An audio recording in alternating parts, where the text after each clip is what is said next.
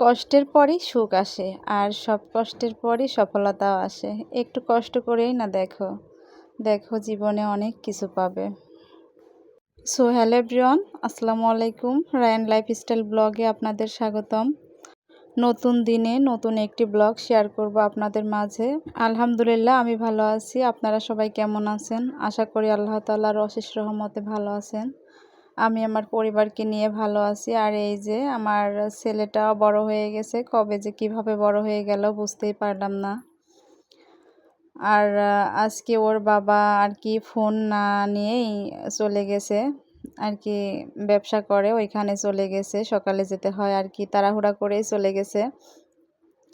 তো আমার ছেলেটা আর কি ঘুম থেকে উঠলো, তো বলছি বাবা তোমার বাবা ফোন রেখে গেছে, তুমি কি দিয়ে আসবে? যদি যাও তে অনেক খুশি হবে। তে বলছে যে আম্মু আমি কি যেতে পারবো? তে বললাম যে দেখো যদি যেতে পারো তে যাও।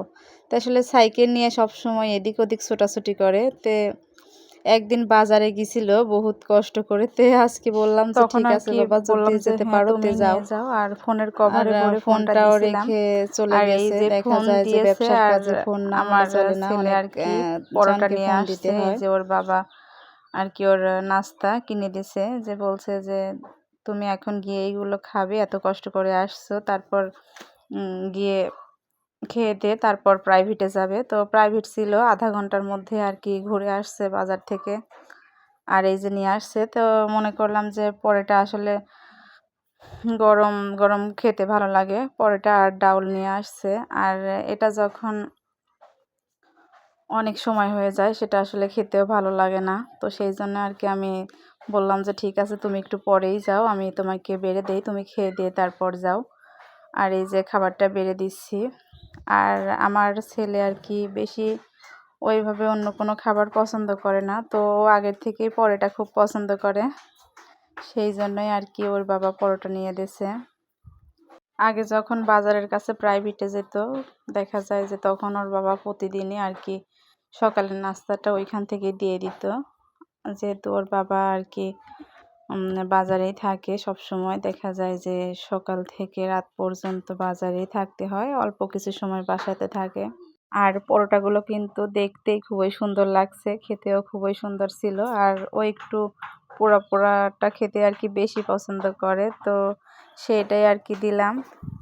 আসলে ছেলেরা বড় হলে দেখা যায় যে বাবাকে সাহায্য করে, আর মেয়েরা তাদের মায়েদের সাহায্য করে, এটাই নিয়ম। আর আমার ছেলে মেয়েও বড় হয়ে গেছে, আমার মেয়েও আমাকে অনেক সাহায্য করে, আর ছেলেও অনেক সাহায্য করে। দেখা যায় যে বাড়িতে থাকলে ছোট বাবুকে একটু নিয়ে এদিক ওদিক ঘোরাফেরা করে, আবার আজকে ওর বাবাকেও সাহায্য করছে।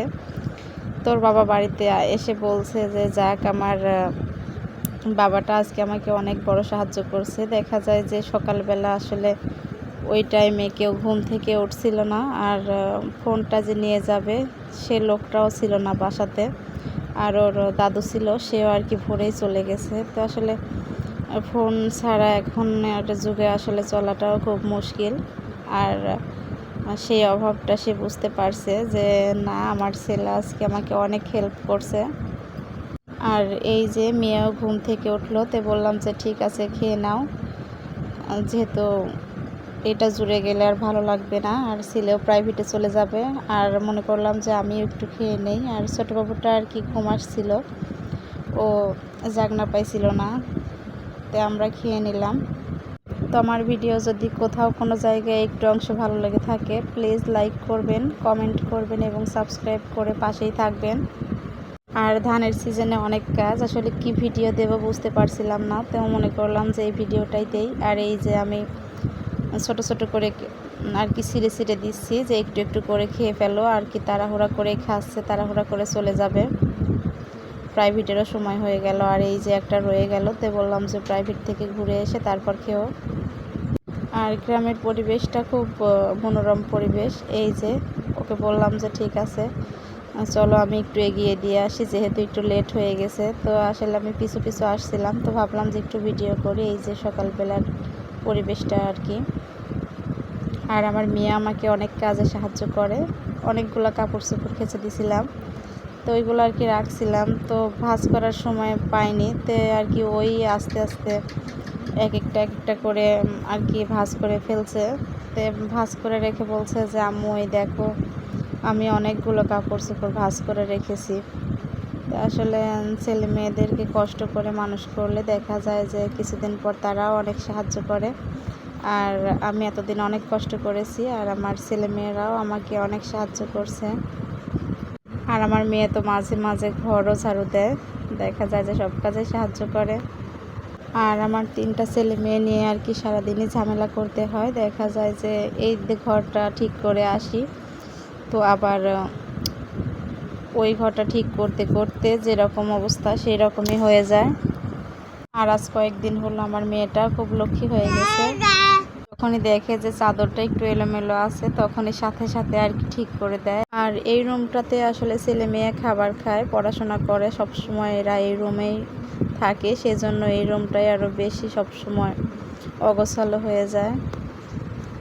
সারাদিন দেখা যায় যে ওদেরকে নিয়ে এই রুমেই থাকি, আর পাশের রুমে আর কি সব কিছু গুছিয়ে রাখি, ওই রুমে আর কি ওইভাবে ওরা যায়ও না।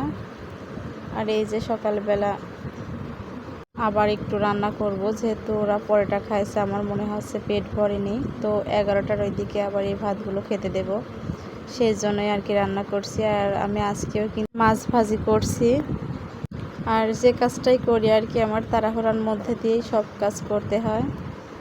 ছোট বাবু আছে, যেহেতু সকালে উঠেই ছেলে মেয়েদেরকে খাওয়াতে বসছিলাম, সেহেতু আমার অনেক লেট হয়ে গেছে আজকে কাজ করতে করতে।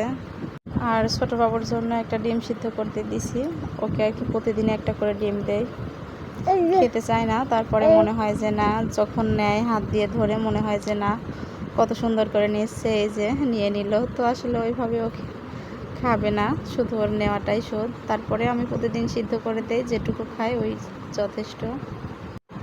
আর আজকে কোনো কিছু ঝোল করব না, আজকে এই যে 3জনকে 3টা মাছ ভেজে দেব, আর কড়াইতে মাছটা লেগে যাচ্ছে। আর তো আমার ভিডিওটা যদি আপনাদের কাছে কোথাও কোনো অংশে ভালো লেগে থাকে প্লিজ লাইক করবেন, কমেন্ট করবেন এবং সাবস্ক্রাইব করে পাশেই থাকবেন। আপনাদের একটা লাইক দেখা যায় আরও 10 জনের সামনে আমাকে নিয়ে যায়। আজকের মতো এখানে শেষ করছি। আল্লাহ হাফেজ।